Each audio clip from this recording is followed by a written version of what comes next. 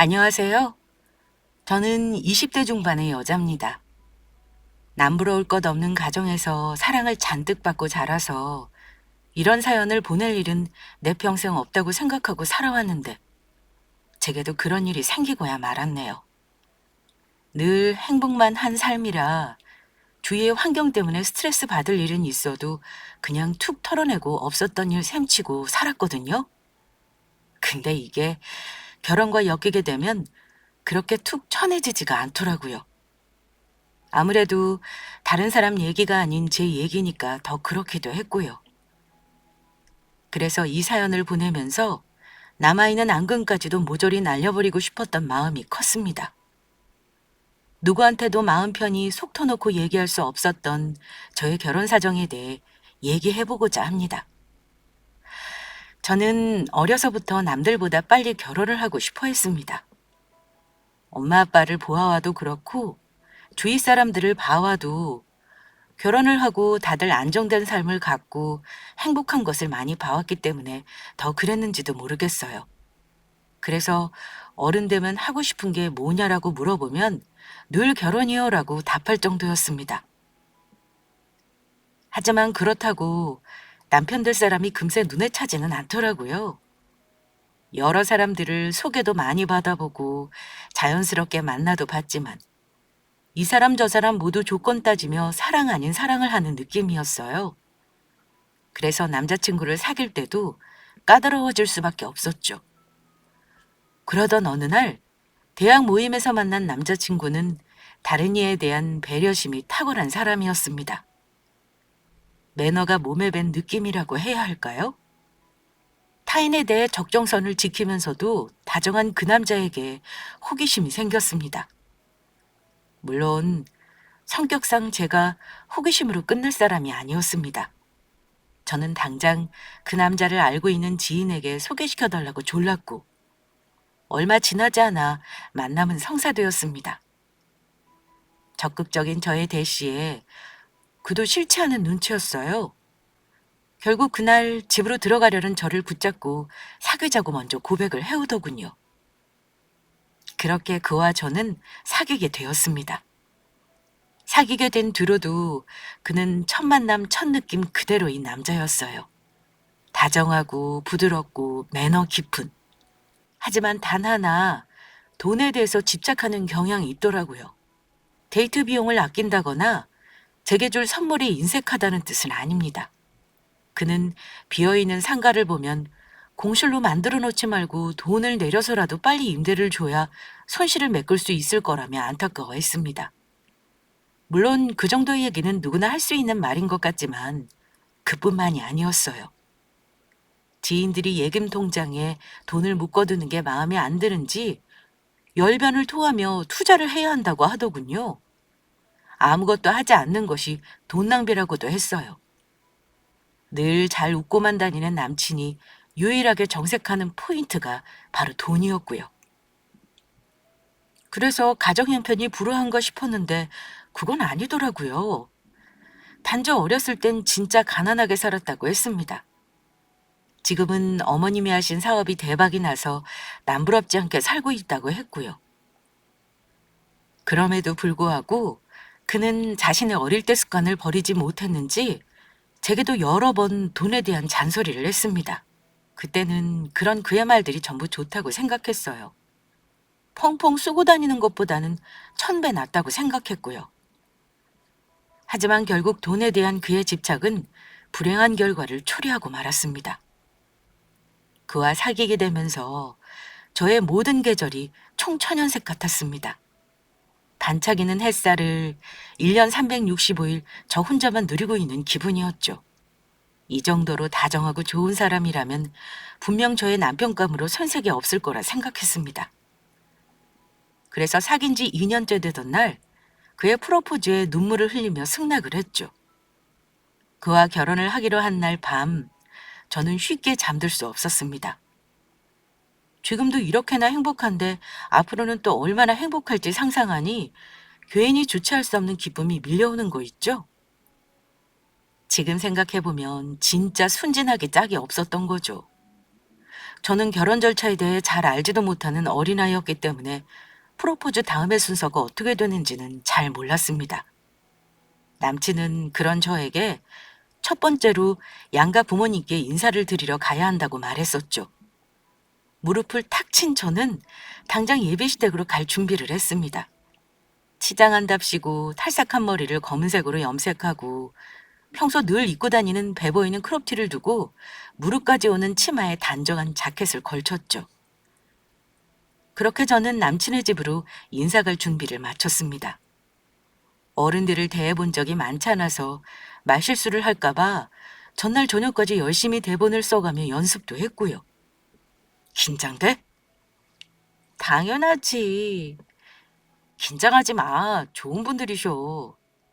오빠 낳아주신 분들인데 당연히 좋은 분들이시겠지.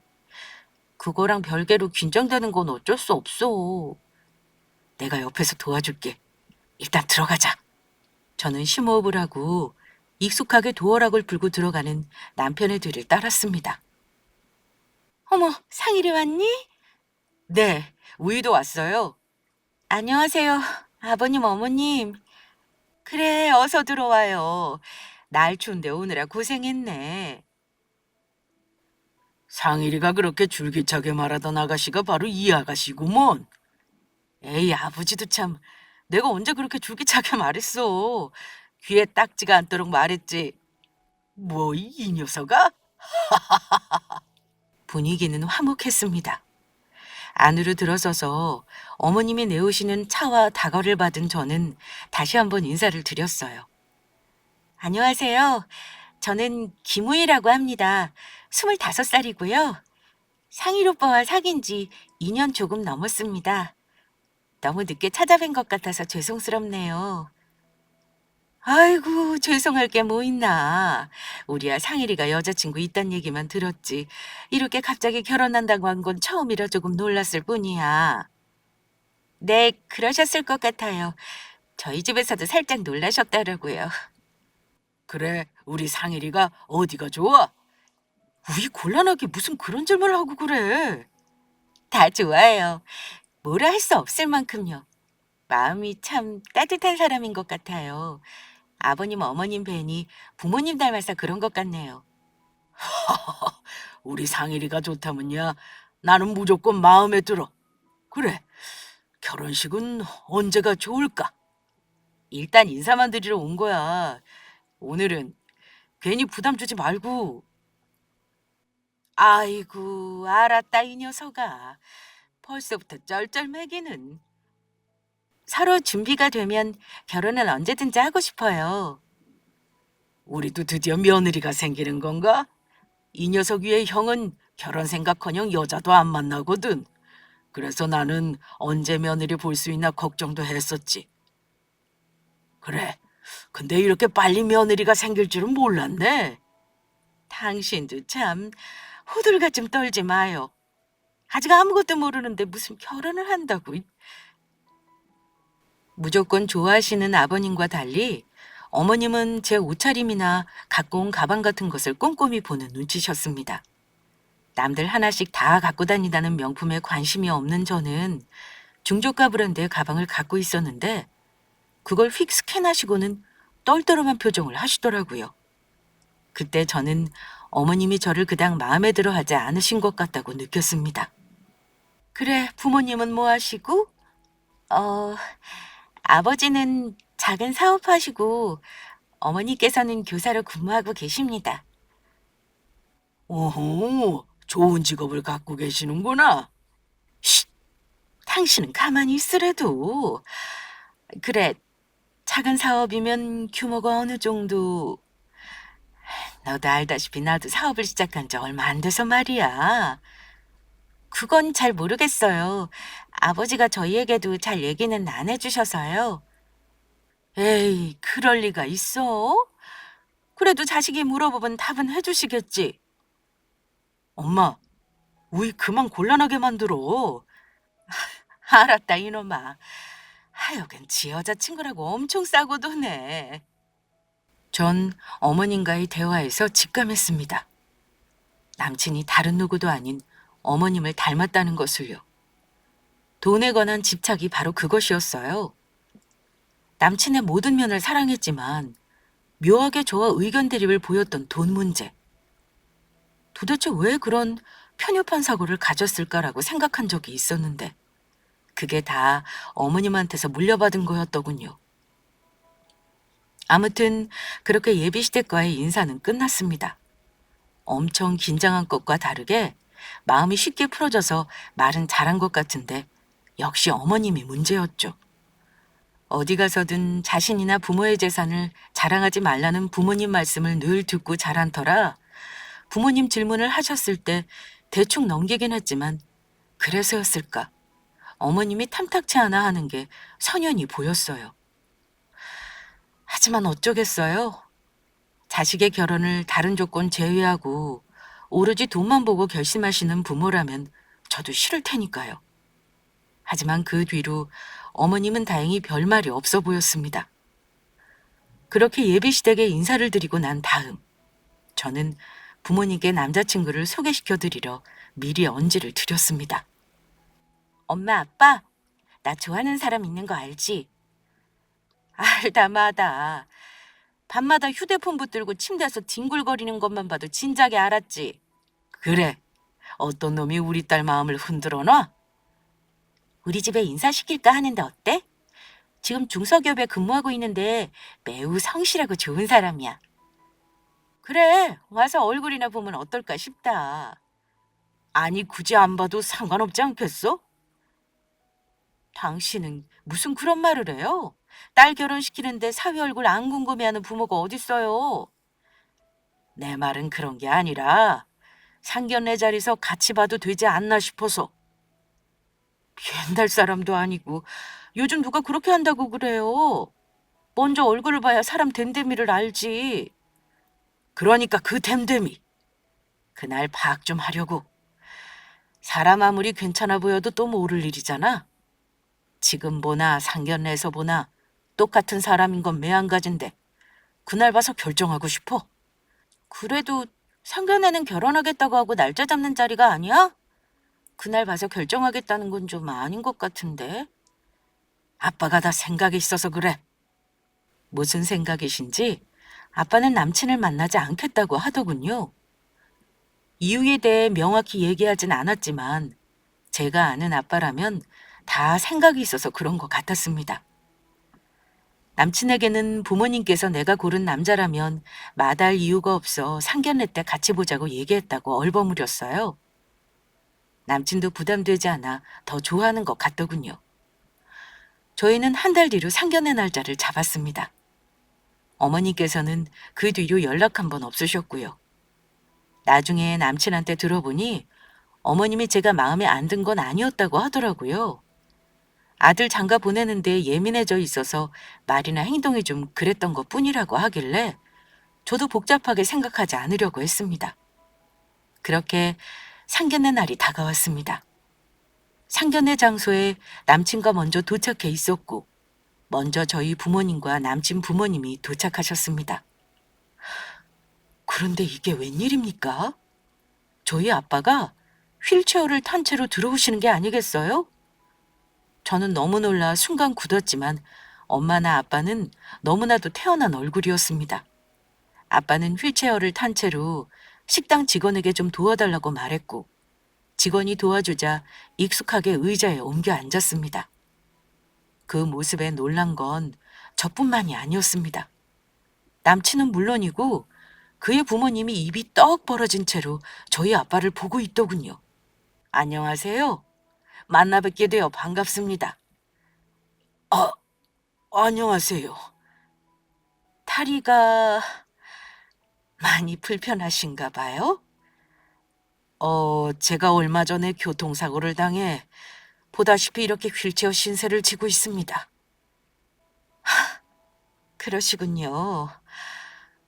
교통사고 당했다는 얘기는 오늘 처음 들어서 좀 당황스럽네요. 미리 말씀드리지 못해서 죄송합니다. 그쯤 되자 저는 아빠가 무슨 생각이 있어 이런 일을 벌인 게 아닐까 싶었어요. 미리 남친을 만나지 않으려고 했던 것도 혹시 이 이유였을까 싶었고요. 그래서 놀란 가슴을 진정시키고 자리에 앉았습니다. 서먹한 분위기가 이어졌어요. 아빠가 다리를 다쳤을 거라곤 생각하지 못했던 탓인지 시부모님의 표정이 좋지 못했습니다.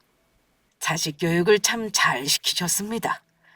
우리 우이가 이렇게 좋다고 하는 남잔 처음이라서요. 우리 상일이가 다른 애들하고는 좀 다르긴 합니다. 잘난 척도 없고 누구한테나 다정하고요. 그거 참 좋네요. 우리 애들만 좋다면야 결혼식이야 서둘렀으면 좋겠는데요. 사돈께서 작은 사업을 하나 하고 계시다 들었는데 이렇게 몸이 불편하신데 어떤 사업을 하고 계시는지 여쭤봐도 될까요? 우이한테 미리 물어봤는데 잘 모른다고 하더라고요. 요즘 애들이 부모 하는 일에 관심이 있나요, 뭐. 정말 작은 사업입니다. 얘기 꺼내기조차 좀 부끄럽네요. 그래도 자식 시집 보낼 정도의 재력은 있습니다. 아, 그러세요? 그거 참 신기하네요.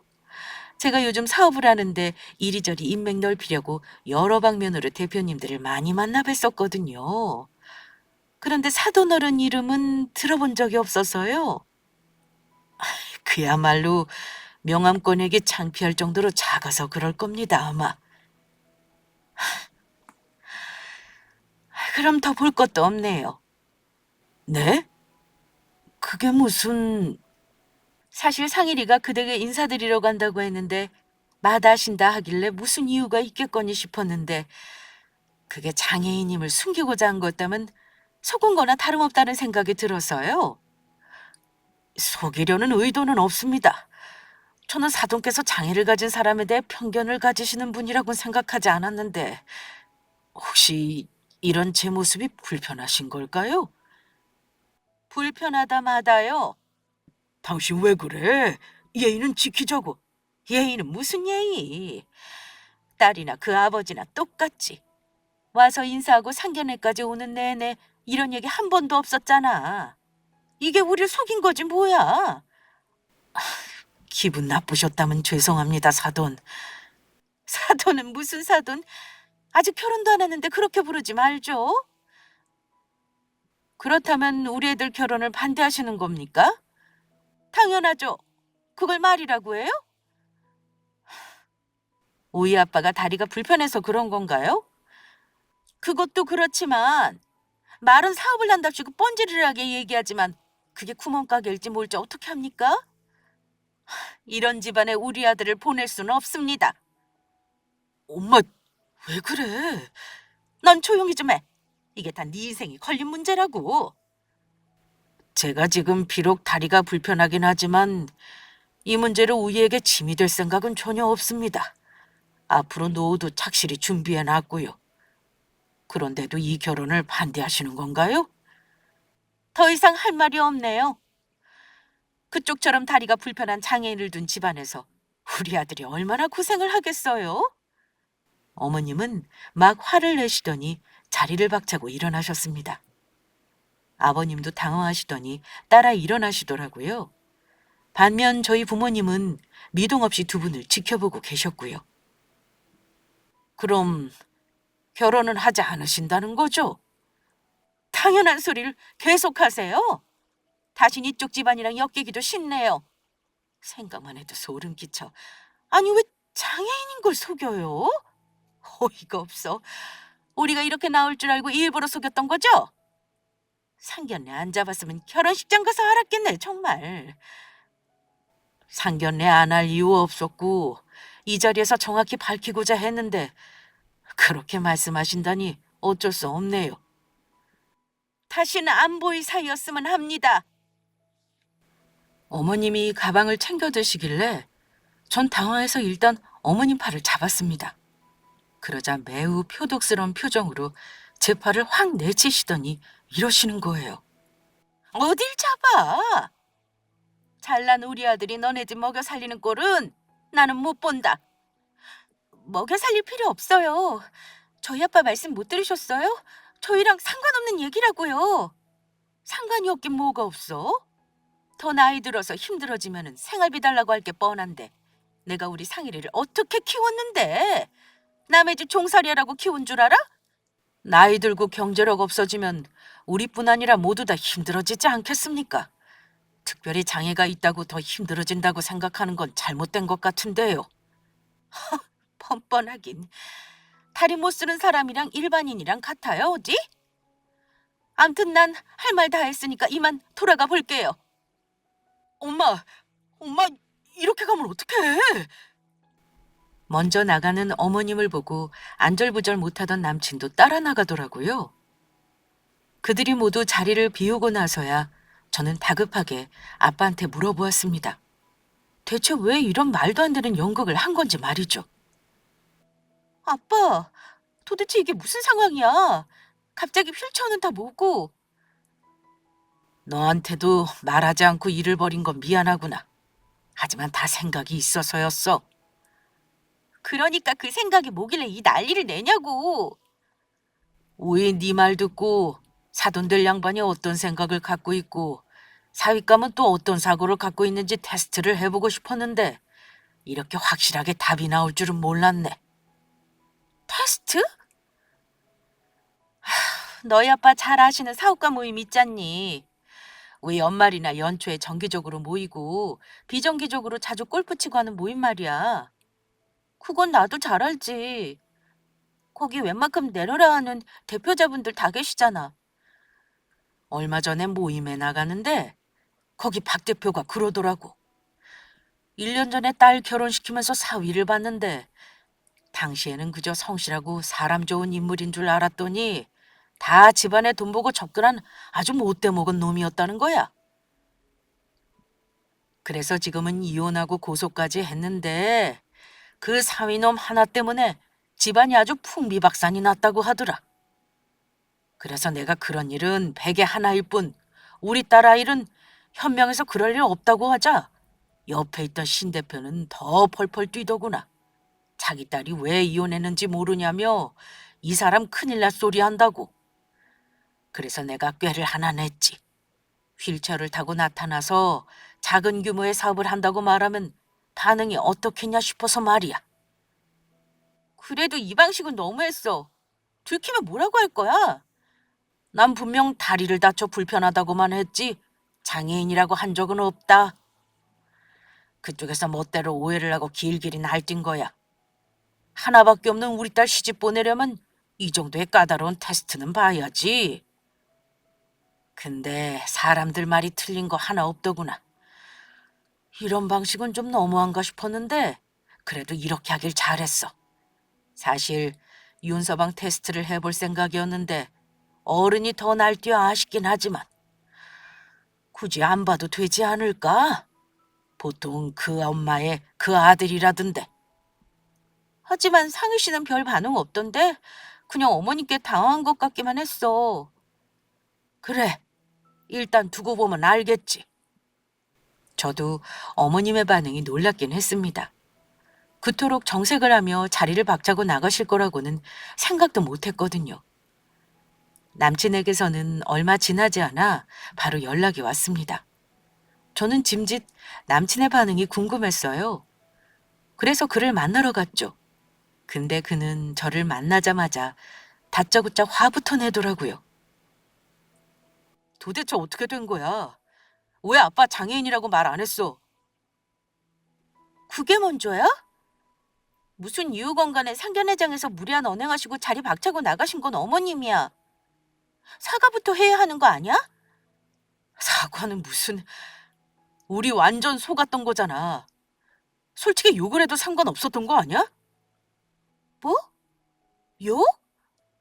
왜 장애인이라는 이유로 욕을 먹어야 해?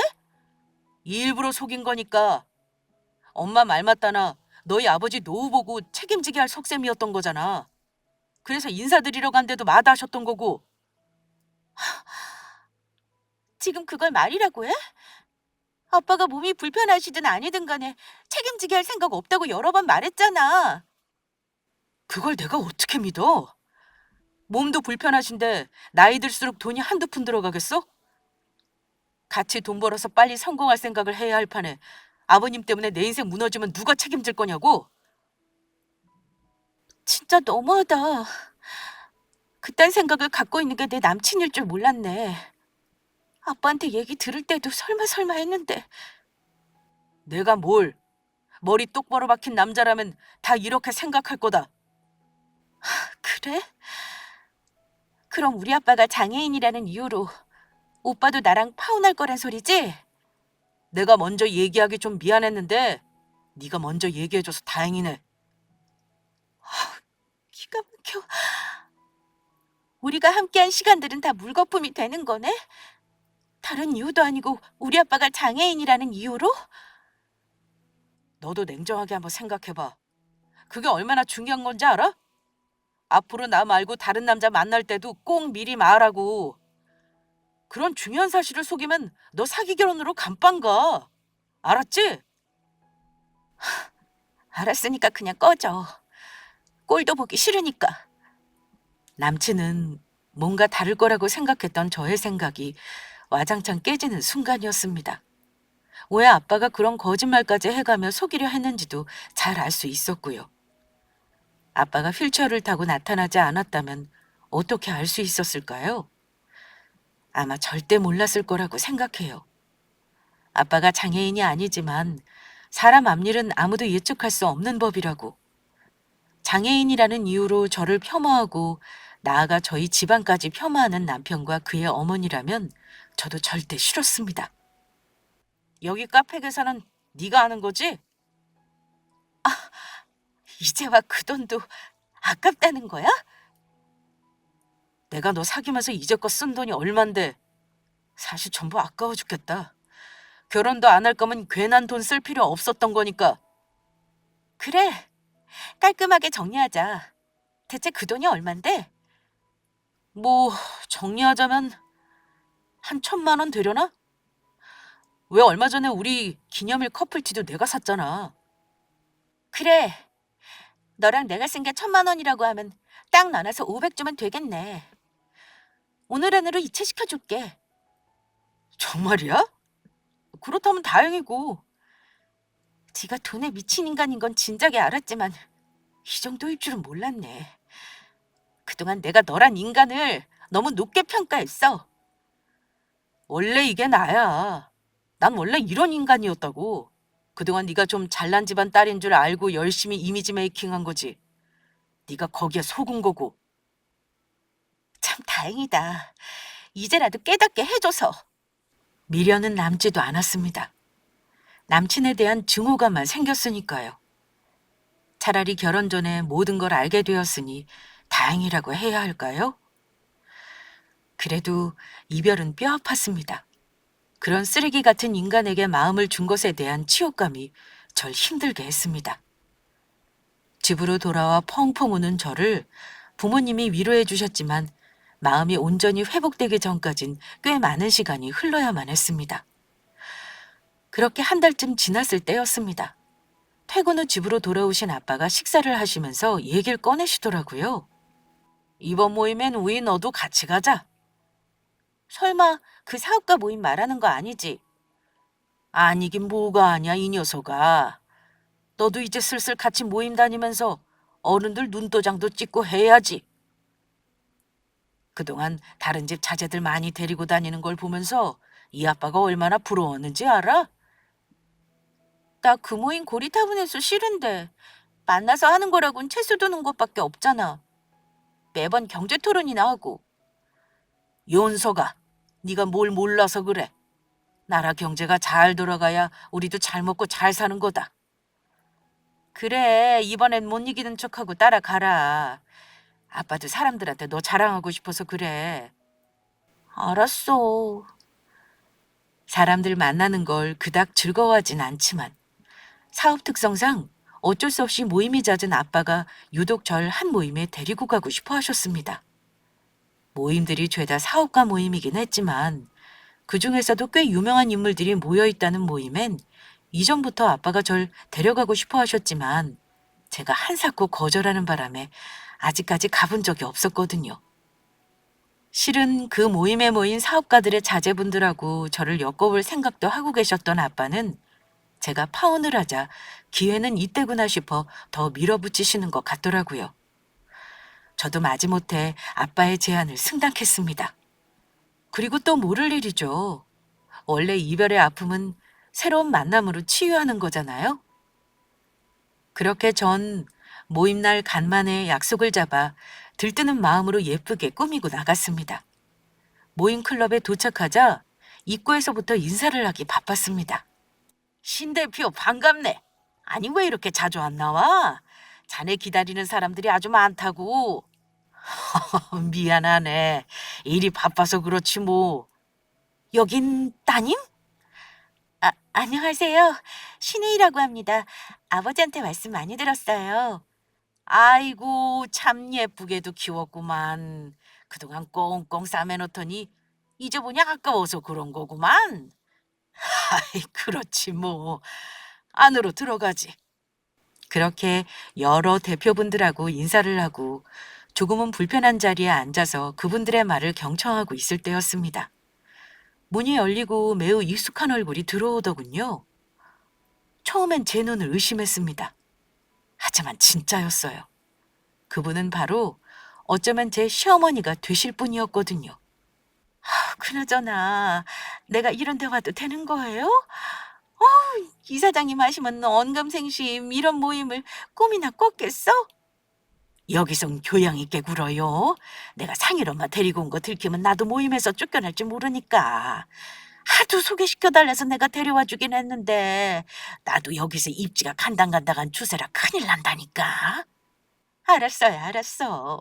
둘이 수군거리는 소리가 제자리까지 들리더군요. 저는 웃으며 자리에서 일어났습니다. 여기저기 두리번거리던 어머님이 저를 발견하고 흠칫 놀라 몸이 굳으시더라고요. 안녕하세요? 아, 아니, 네가 어떻게 여길... 어머, 신 대표님 따님 아니세요? 그동안 사진으로만 봐와가지고 긴가민가 했네. 세상에, 이 신 대표님도 와 계시는군요. 오랜만에 뵙네요, 이 대표님. 아빠가 자리에서 일어나 인사를 건네자 어머님의 입은 떡 벌어졌습니다. 마치 이 상황이 꿈인 것처럼 자신의 뺨을 꼬집었다가 놓더라고요. 저는 이 상황이 무척 통쾌했고요. 사실 저희 아빠가 장애인이 아니었고 성공한 사업가라는 걸 밝히고 싶었지만 이미 파혼한 마당에 구질구질해 보일까 봐 싶어서 관둔 거였거든요. 근데 상황이 재밌게 돌아가더라고요. 의도치 않았지만 의도된 복수 같은 느낌이랄까? 그러니까 이분이 신 대표님? 그렇다니까요. 저희 쪽에선 이미 유명 인사시죠. 이번에 인도로도 수출하신다면서요.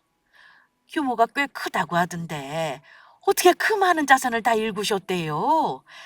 진짜 부러울 따름입니다. 유명하긴요 뭘. 별거 없습니다. 그저 성실하면 될 일이죠. 겸손하시긴요. 이만한 사업 꾸리시면서 더 자랑하셔도 됩니다.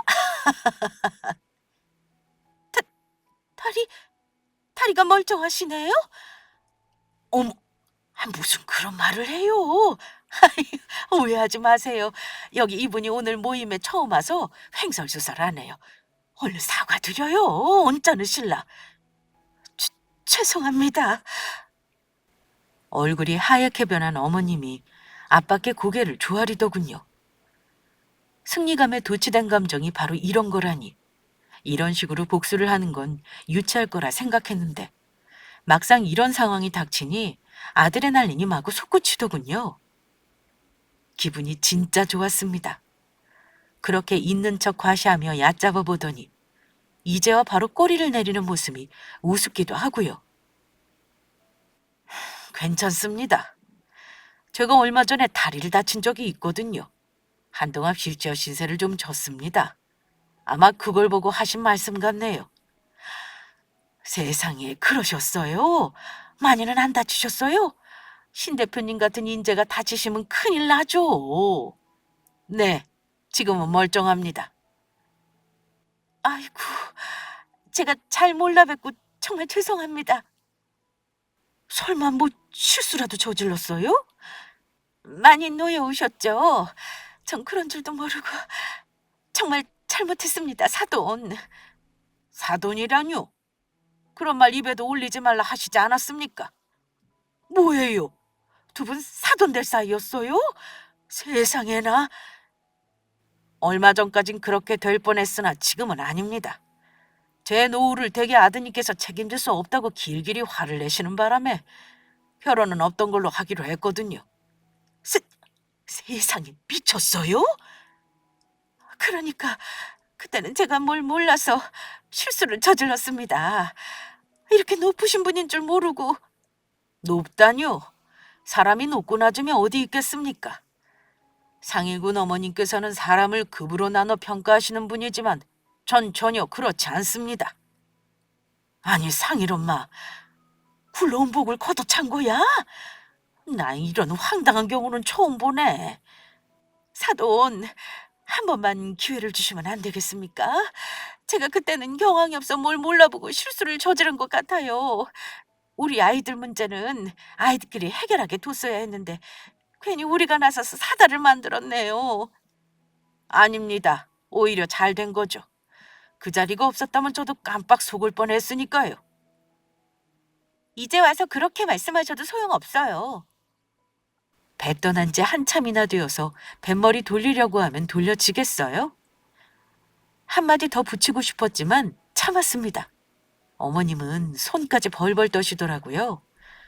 모임에 모인 사람들이 모두 무슨 일이냐고 몰려들었고 이목이 집중되자 하얗게 질려서는 도망치듯 그곳을 빠져나가시더군요. 전 아빠가 저를 모임에 데려온 걸 매우 감사해했습니다. 그게 아니었다면 오늘 이 진기한 구경을 놓칠 뻔했으니까요. 저희 부모님에게 모욕을 주고 저한테도 모욕을 준 사람은 벌해야 마땅하니까요. 하지만 전 남친에게 복수를 못한 건 좀 아쉽더라고요. 그런데 며칠 지나지 않아 기회가 쉽게 찾아왔습니다. 모임에 참석하고 일주일도 안 되어서 그가 제게 연락을 해왔거든요. 저야 못 만나줄 이유는 없었으니까 당연히 그 장소로 나갔죠. 무슨 일이야? 볼일 다 끝난 걸로 알고 있는데. 엄마 말 사실이야? 너희 아빠 장애인 아니라는 거. 그래, 사실이야. 그게 왜? 그게 왜라니?